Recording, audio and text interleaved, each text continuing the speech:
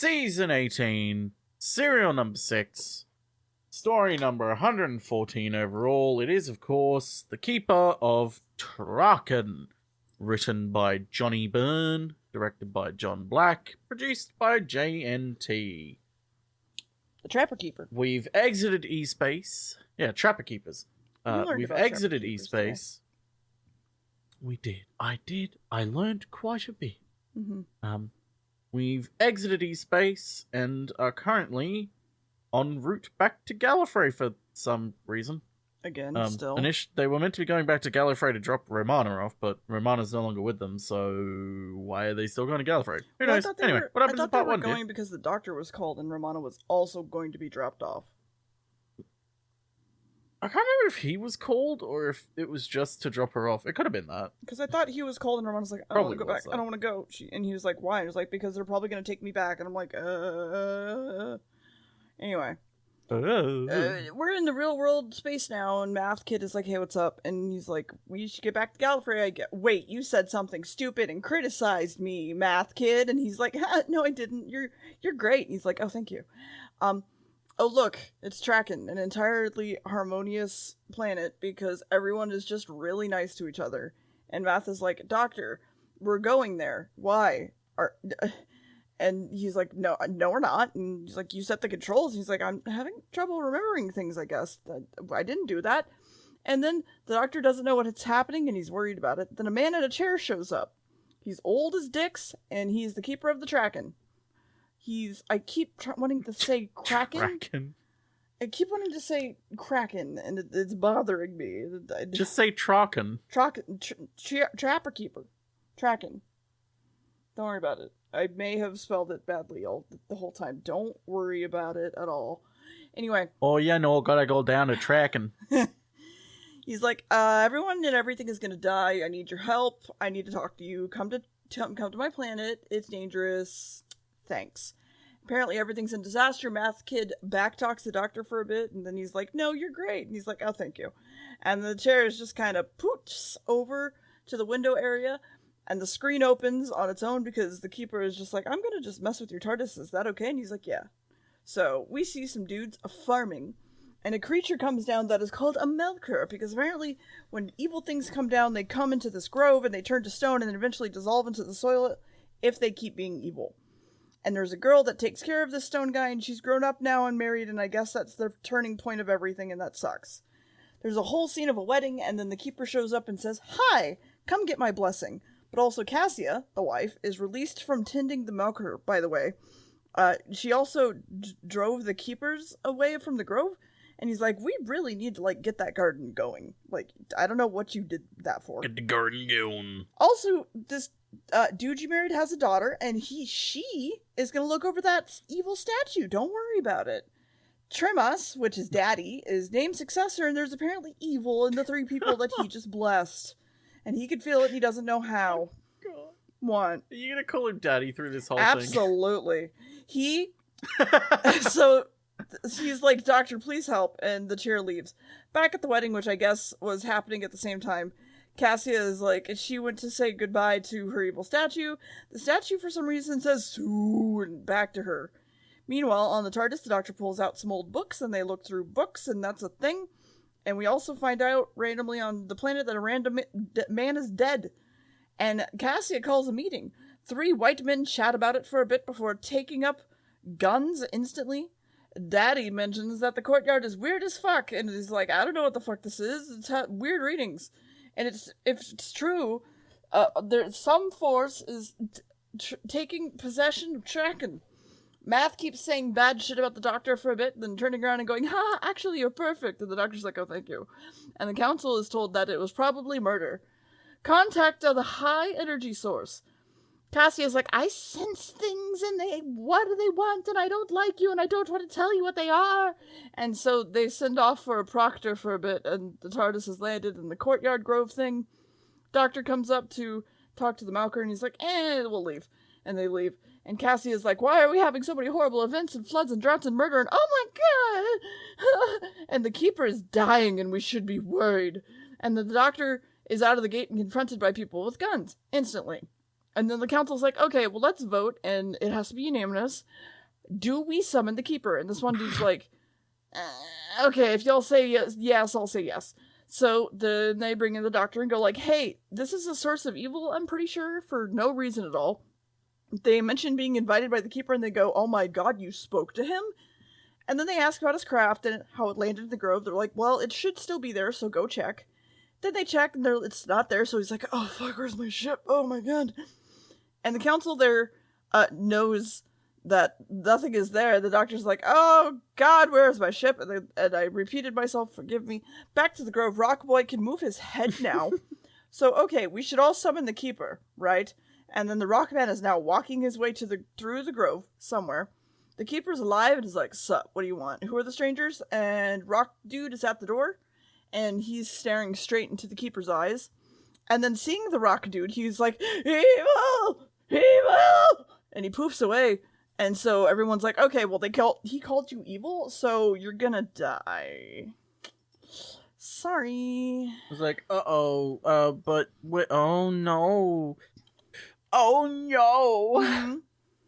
So, kind of a fun fact that I wish kind of would change, because I feel like there's an interesting dynamic you could have in this. But this is the one of only 2 stories in the whole history of Doctor Who where there is just the Doctor and a male companion. The second one is a Christmas special in the new series, but I don't really count it because, like, the companion only appears in that episode. And that's it. Like, it kind of only appears there. It's a bit odd. I think there is a lot to state, like, the Doctor could do with a pure male companion. Although it does open the problem of, too many dicks on the dance floor, not enough chicks. Like, I don't think in the 80s or the 70s or the 60s would they be able to do it justice, because, I don't think they could write a very good full stories based on it. But I feel nowadays you definitely could do something with it.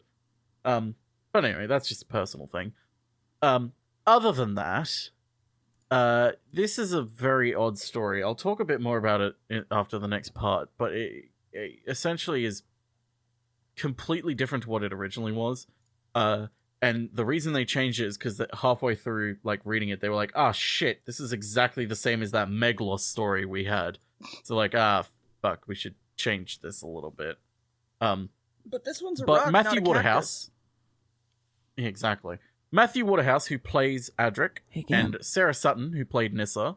Yes, dear? Are you proud of me that I remembered that Meglos was a cactus? To be fair, it's pretty easy to remember that he's a cactus. It's the whole gimmick of the episode. Fuck you! If it happened, like, 4 seasons ago, I would have been really impressed. But it happened, like, a month ago for you. You know my memory, and you know how much I don't like Doctor Who. So, fuck off. Yeah, but you live in Texas, so you can remember cactuses. I live in Central Texas. There's not just desert. Texas is desert. That's all it is. You've been here. Fuck off. So Matthew Waterhouse, who played Adric, immediately liked Sarah Sutton, who played Nyssa, and recalled that he wanted to hug her. Apparently he did, and she slapped him. Oh. He did not have good first impressions on the set. Fun. Also, apparently Tom Baker was in such a dour mood during recording of it. Although the romantic relationship between him and Lalla Ward were going through a difficult period, he missed her presence on set and disliked being surrounded by so many newcomers. And you know what's weird when you miss the person that you want to, kill. Hate. Not kill. They didn't kill. Destroy. But anyway, what happens in the next part, dear? Well, it's time to kill the Doctor, because we need to stamp out evil, and the Doctor's like, I know, right? I'm with you with that. And they're like, wait, what? And the Doctor's implying that someone attacked the Keeper. And then the redhead lady faints, and she's like, oh my god, I have the vapors. So we need to know about the Milker, I guess. And 2 of the council is like, maybe we should listen to him. If I had instruments to do something, I would... Oh, you have an instrument! Oh, okay, can I see that? And then the Doctor's like, cool, thanks for the instrument. But we also see the Milker attacking some random dudes to make his way back to the garden. And then he goes, wait, what about a science? We need to prove that the strangers are bad. If we use science, we could do it. I take them under my privilege as a white man. And they're like, you can't do that. And he's like, I just did, bitch. So by the way, the doctor, if you fuck up anything, I will be absolutely murdered. And you will too. So, yeah. Cassia, by the way, runs off, hides the bodies, and talks about how it's too soon for all the bodies and all of this to happen. And the doctor, when they head outside, goes, hey, it was here. There's signs of plasma beams everywhere. So instead, why don't we get some breakfast? And the doctor goes to see Melker and Cassie and is like, no, you bitch, he's mine. What the fuck? And the breakfast apparently at the Grove was searched a whole bunch and there was no TARDIS or anything. And the daughter's like, oh, the Grove is so pretty today. Hi, math kid, you're cute. And then we learn that Melker is just like, lol, bitch, you don't need to understand what I tell you. Just obey what I say. And she's like, oh, okay, daddy. Okay, that's not actually daddy. That was just a joke. Daddy derogatory. Yes. Math is like, what about all this energy? And she goes, what? You're more advanced than me. What does that mean? And then apparently I just wrote, hugga-mugga. If them key smashed. Yes, yeah. So Tremas comes in and is like, he sees them conspiring and is like, what is all this hugga mugga? And Deer and I lost our shit. And then I looked it up and it's apparently like a Shakespeare reference. Apparently. To mean like secluded or like to conspire in secret. Yeah. We did lose our shit though, and we were just going hugga mugga, which was funny. We visit the consult again and go, hey, stop having all these weird unproven things and talking about shit because you're being insane. So one of them's like, okay, I'll go get the other consult to watch me. And Cassia's like, I'll do it, which is totally great. Totally gonna work. Then they say, hey, no one should visit the Grove actually because it's sus as fuck, says the man who is totally obviously paid off. Meanwhile, the doctor is trying to go for the more secret passage. Math finds more information. She's like, oh god, I need to find the doctor. And they're like, he's in the Grove, so let's go to the Grove. Also, by the way, Cassia got a cool necklace from Melker, which irradiates her a little bit, makes her a very good girl. Cut to the inside of Melker, and someone's inside of it and laughing evilly. But when the doctor goes to the secret Grove door, they see Cassia leave it, like, what? And then the doctor heads in, it's actually the Source Manipulator, but just past that as a way to the Grove. What? The Source Manipulator.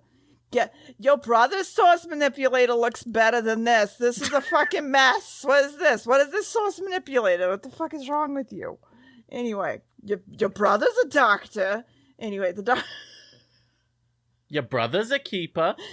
The doctor is like, well, the TARDIS is here, but kind of time displaced, sort of, so don't worry about it. The child is at the Grove door and notices that everyone is peeking in. And she's like, what the fuck? This is unlawful. Remove them. And he's like, no. And then she's like, do it. I fucking said so. And he's like, ugh. And then they leave. And she hands him flowers or yarn. And he's like, okay. And make sure that everyone leaves. I don't really remember what she actually... Because I thought it looked like flowers. And you said it looked like yarn. And now I'm confused. I'm pretty sure it was just flowers. But what? It might have been money though, because there is a theme of like corruption in this. Yeah, but like, if it was flowers, what the fuck does flowers do for him? I don't know. Anyway, but this is Traken, and the flowers could have been money. The door of the Grove is locked, and Math is like, "I'll pick the lock, don't worry," and they get inside because he's a rogue, apparently. And then the other council find Nissa trying to go inside, and they go, stop it! And then they leave. Oops. The Malker sees Math, though, and inside, it turns some knobs. It's apparently like a ship, because you can see through the eyes, and it's a ship, and there's a person inside. And then the doctor finds Math, and because the doctor jumps out, and he's like, huh! And he's like, huh! And because he gets scared, because he got jump scared. And they're like, no, doctor, I really, really needed you to fucking see this. Like, please. Meanwhile, the other counselor walking around and tells Daddy that he's gonna go do something. And then they take his ring and he walks inside with Nissa, and we call to the keeper and ask for judgment. It's not Daddy, it's someone else, actually. It's Saron, I want to say. Which is very similar to Daddy in hairstyle, except he's like balding more. That's about it. Anyway, so he gets judgment because there's a whole light coming down on him, and then the keeper comes down and he's like, hey, what's up? You're blameless, but just like me, you're doomed and betrayed by everybody around you. And then he poofs away. And then Redhead is like, listen, it's not my fault. And we turn around, and Redhead's eyes are closed, but they are also open at the same time. And were they painted on, or were they paper? So, here's the thing. The wiki says that they are just painted on. But it's said in a gesture. It's kind of put as tongue-in-cheek, because on every episode, there's a subheading that just says production errors. So it's like, shadow is seen, or like you can see a camera reflection. Yeah. The first one written just says, Cassia's red eyes are clearly painted on her eyelids. But in the HD release, which we watched on Blu-ray, you can kind of see that they're not painted on. They're like little bits of paper that are stuck to her eyes. Yeah. Anyway, it's pretty obvious. Through her eyes that are not her eyes, Melkor kills Sauron, and then Daddy comes up and he's like, wait, Sarah, what? Cassia, wait, what? And then the other council are brought in. She's like, it was the doctor and my husband, and they're all evil. And they don't try to argue, and they run for the vault, and Cassia drags her team somewhere else. So we really, really need the TARDIS at this point. The doctor makes some beep boops on a machine. But Melkor is like, the TARDIS won't help you. Don't look at its eyes, because the eyes are bad, says the doctor. And then the TARDIS shows up. And then husband looks straight at her eyes, and he's only stunned, I guess? Because he was, I don't know, maybe she still, loves him? I don't know. But then a electrical net is dropped on them before they can get in. And Cassia's like, did I do good? Mr. Melkor, did I do a good? And, yeah. Yeah.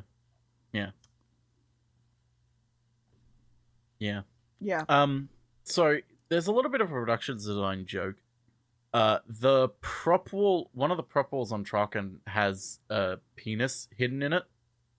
They drew a penis in it to hide as a joke. I haven't seen it, but I'm fucking curious to. But anyway, here's the story of how the story came about. So Christopher Bidmead, the script editor, tells the story that he met this bloke in a pub who claimed to be a poet and took the man's number. Several years later, this bloke was a script editor for another show and was working on All Creatures Great and Small, which is a pretty big show at the time. What Bidmead didn't mention is that John Nathan Turner had approached Johnny Byrne to be his script editor, and that Byrne had approached Philip Hinchcliffe and Robert Holmes with proposals for stories, but moving to London with a young family at the time, did not appeal to him, so he decided not to.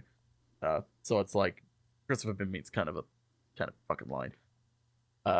But Johnny Byrne's track record, he kind of embellishes his stories a bit, so you can't ever tell what's really rated. But many rewrites were needed on the story. The inclusion of Melkor, initially Mogan, don't know why they changed it. But the main problem was that it was a lot like Meglos, with mystical greys and scientific blacks, and the Doctor being pressed to death under a slab. Johnny Byrne cooperated with these rewrites until August, whereupon he went on holiday to Greece and told Bidmead and John Nathan Turner that they could do whatever the hell they wanted with the script. Indeed, something suspiciously like the original proposal that he offered was actually re-offered to a future script editor for the Sixth Doctor's era, but it wasn't commissioned. But then, funnily enough, Big Finish have actually turned it into a Lost Stories audio, which I haven't listened to yet. I've heard it's pretty neat. The plan was for the end of this season, was to bring back either Louise Jameson as Leela or Elizabeth Sladen as Sarah Jane Smith, to sort of oversee the transition. Neither was keen, though, to come back, although Elizabeth Sladen was still fond of her character. Instead, the idea was mooted of getting two female companions to try two different extremes to see what the public wanted. Byrne had included a character based on his friend Nerissa, so Nissa was the daughter of a character called Hellas in the original draft. Both names are places near the east Hellas is what Greeks call Greece, and Nyssa is a city on the Turkish border, home to medieval scholar Gregory of Nyssa. She was psychic and technically minded, so formed a good contrast with the other one, an Australian. Which okay, I'm not a fan of, like, making fun of Australians, but the way that Doctor Who makes fun of Australians with the companion, I really like. It's pretty funny. The contracts need to be sorted out to ensure that Sarah Sutton was available, and Johnny Byrne got a royalty for his character's future further use, initially for just 3 stories, but it went for a little bit longer. Also, the source manipulator thing that you're talking about is the same prop as Davros's data sphere from Destiny of the Daleks. They reused quite a lot of props in this one. Oh boy. But anyway, what happens in the next part, dear? Well, the Doctor is now in prison with the rest of them, and Cassia is like, watch them carefully, and walks away. So we need to figure out the new keeper, and Saren is dead, so we have to figure this out. And Doctor, by the way, is like, okay, Math, can you unlock the cell? Because I know you can do that. I need to, like, fix things. And Cassie is talking to Melkor again, and he's like, there's more to do. And she's like, wait, I just want to suck your dick. Can I, please? Also, by the way... Let me suck your dick. Please, that's all I want to do. He's like, no, there's more to do first. And she's like, God damn it. Also, wait, the successor should also probably be good and listen to me specifically, right? So you get to be keeper because I said so. But Melkor won't answer her after she, like, keeps trying to talk to him. And someone has listened in on her conversation secretly. Oop. And it's daughter. Oh, God. But she's paid everyone off, so no one's going to listen to you little bitch. And Cassia goes to the council and goes, listen, my husband is evil, so we need a nominee. And the daughter comes up and goes, I want to see my dad. And Mustache Dude goes, no, fuck off. And then she just pays him off again. And Cassia is a keeper nominee now, so that's great, I guess. Actually, she couldn't pay him off because he decided not to take it. And she pulls out a fucking weapon, and she shoots them and gets the key to the cell. So that's cool. They sneak around for a bit, avoiding the guards that have, much like the original episodes that we talked about, no one in Doctor Who has peripheral vision at all, to a point that the guards... In this one, it's really bad. They stop, they look right, then they look left, directly where our crew is standing, and then they keep walking. Mm-hmm. It's really, really In bad. this one, it's inexcusable. Yeah. It's like, just don't have them look that way, and it would have been fine. If we do ever make merch for this podcast, it will literally be something about peripheral vision.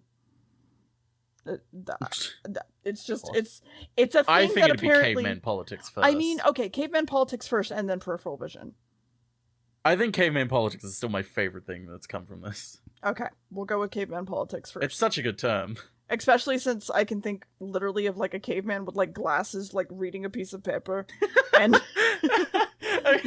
I just like that image of like C-SPAN of like looking at the House of Representatives, and like there's just like cavemen in there with like glasses on. Yes, and ties, of course. God damn it! One of the ties is a squirrel. Anyway, of course. So they need to get to the TARDIS. Cassia and the consult find the bodies asleep, tell them to wake up, and find the Doctor now. The guards catch the Doctor and Math, but we use the weapon thing again, and if they already searched the living quarters, then, well, just hide there, because they're not going to search it again, right? But then Cassia fucked up, and she's punished for a second, but only a second, because they need her. And then told, just kill the Doctor. Like, please, this is all I'm asking you. And then you can suck my dick. And she's like, ooh, shit. And the Doctor asks Daddy if he has the master plans for the source manipulator. And he says, yeah. And he's like, wait, no, I can't open the door. I have honor. And the Doctor's like, you're an idiot. He's like, yes, I am. So we open the door and we get the plans. Cassia thinks that they're trying to get to the TARDIS. So they pull back all of their searches and just only hang out in the Grove, looking over the blueprints and what circuits might have been tripped, blah, blah, blah. And they're like, okay, we know what happened. And now we need to get back to the TARDIS, just as, like, they are wanted to, because Cassia and the consult is like, oh, look, fire. I think the keeper's dying because the fire is very low. And the consult is very scared at this moment. And the consul is like, oh, God, she really needs to be here when this happens. Where's Cassia? Cut to the Doctor and them running into the grove, and there's her guards. And they're like, we're gonna put you all to death immediately. Oh, there's thunder! Suddenly, and a storm, I guess, because Cassia is going to become Keeper, because the Keeper is dying, and everyone crawls into the TARDIS like, oh my god. And Cassia is finally here to take the place of the Keeper. And she's like, here, Malika, we're doing the thing. And then the dude dies, and she takes the chair, and she's like, hey, I'm the Keeper. Give me all that power. And then I want to own the source. Also, I guess Melkor is like a human corpse, because we kind of look at him, and he's like burned to shit or something. I don't really know. Cassia is given access to the... Nope, actually, the Doctor runs in, and he's like, don't do it. She's not what you think. Please listen. You've done it anyway. Good. You've given her the source. You fucking idiots. And then Melkor is in the chair now. So there's that. Yeah. Yeah, that's not good. Yeah. Actually, not good at all. It's also revealed, as you can see, the figure in Melkor is revealed, and anyone who had been watching Doctor Who for at least a few years would have gone, hang on a second, is that the Master? And it's like, yes, it is. They like reveal it, but they don't say it until the 4th episode. It's really weird. So, fun fact about the Master, actually. Played by Jeffrey Beavers in this, who went on to... This is the only episode he's played as the Master, and he went on to do a shit ton of audio work with Big Finish as, like, the Master, which is great, because I love his voice. He's got such a, like, evil, like, maniacal voice to him. It's great.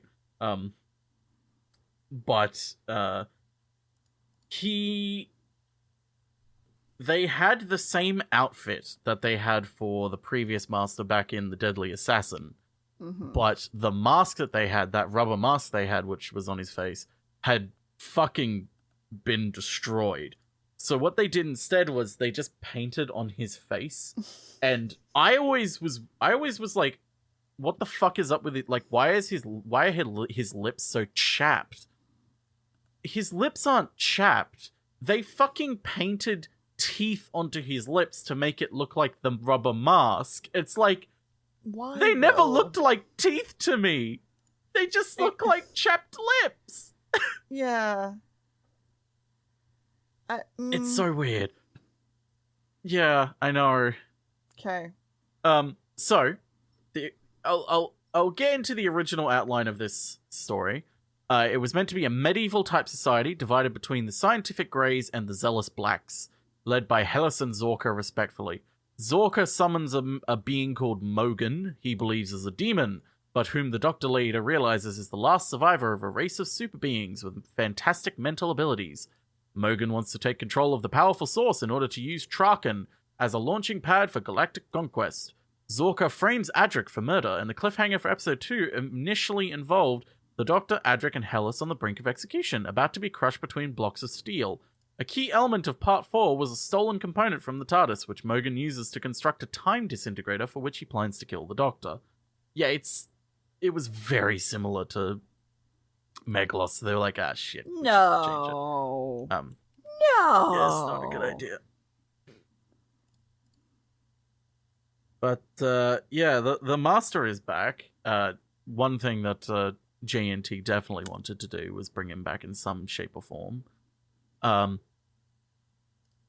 He looks... Funnily enough, Big Finish have actually done something that they really didn't need to do, but explained why he looks different in this episode compared to the Deadly Assassin. Like, they gave an in-universe explanation of, like, why he doesn't look like a complete skeleton, like the previous one. Mm-hmm. And the episode in which it happens, I believe it was called Trail of the White Whale, like, something like that. It's been a while since I've listened to it. It's a 4th Doctor adventure one. He essentially absorbs power from the Eye of Harmony. Trail of the White Worm, that's it.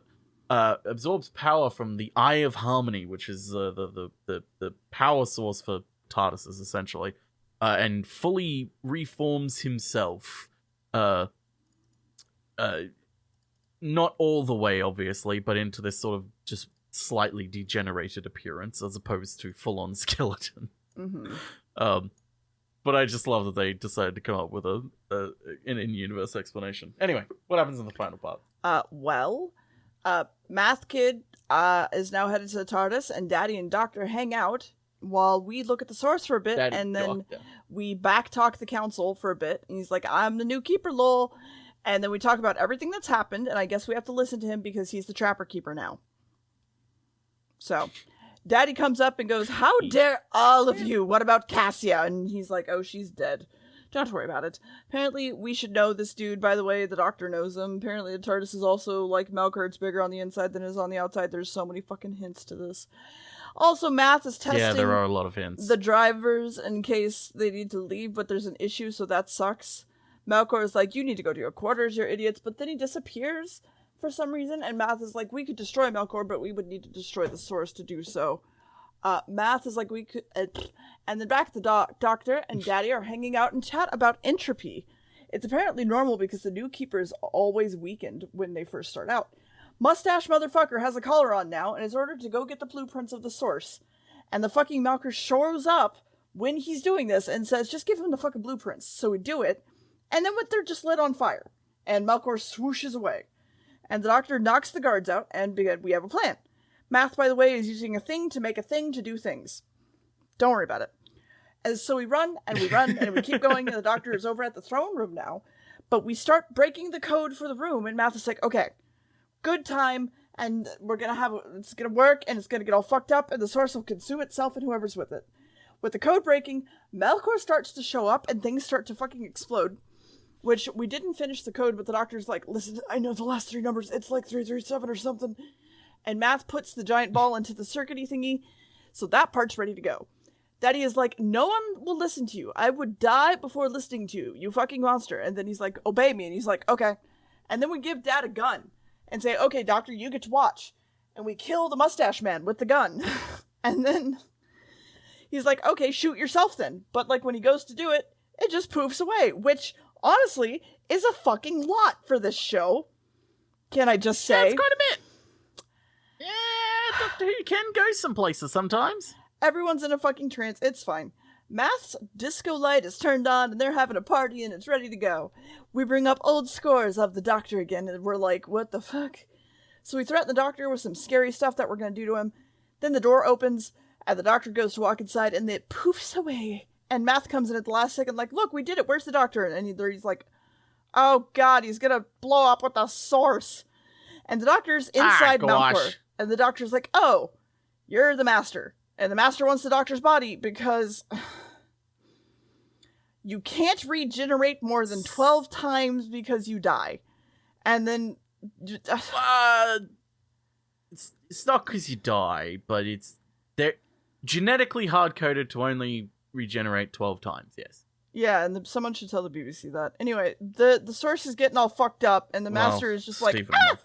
And the Doctor is free, I guess, and just breaks out of it by running through some glass pane. And it just works. And he reappears in the little cage and is screaming for Math to enter the rest of the code. But he can't do it. He can't put in the 7. And the Doctor opens the door and puts in the 7 and... 7! Everything's okay. 7! So we pick a new keeper. Because Daddy shows up late. Mm-hmm. He's not the keeper. It's the curly-haired dude that we don't have any information about whatsoever. Into the TARDIS we go. TARDIS seems okay. Why couldn't Math start it, though? Probably the Master.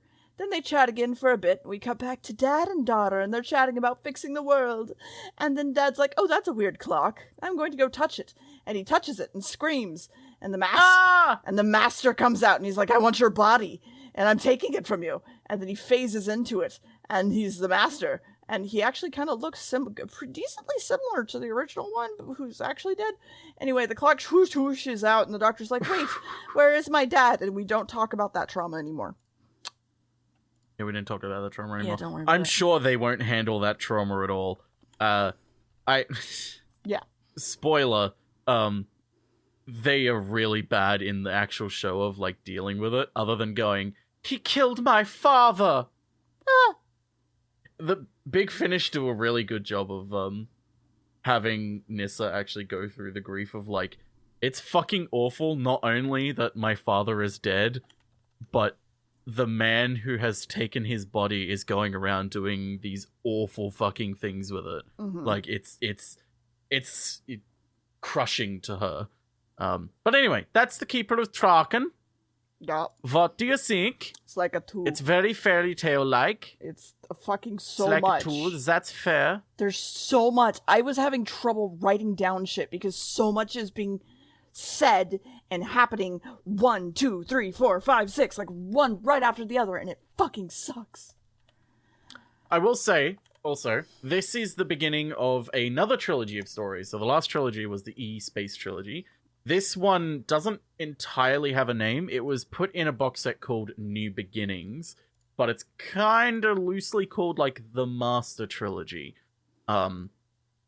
It also has a big theme of entropy. Yeah, they talk about entropy for a lot little of- bit, like for like two whole minutes. They kind of bring it up, like, overtly as well. Like, the Doctor just says, like, sounds like the second law of thermodynamics, and then, like, starts talking about entropy a little bit. The next episode gets way more into entropy, so I hope you're ready for that, dear. But it's nice that these little trilogies have sort of themes between them. They don't fully stick out, but they make an attempt. Mm-hmm. Anyway, next episode. You're not going to be able to guess it because it's all one word and you've never heard of the word. Cool. Logopolis. Okay. What's Logopolis? Who's Logopolis? Legos. I'm not Logopolis. Okay. Oh, God. Anyway, next episode, Logopolis. Anything you want to add, dear? No. Oh, okay. Well, fine then. Okay, bye. Logopolis.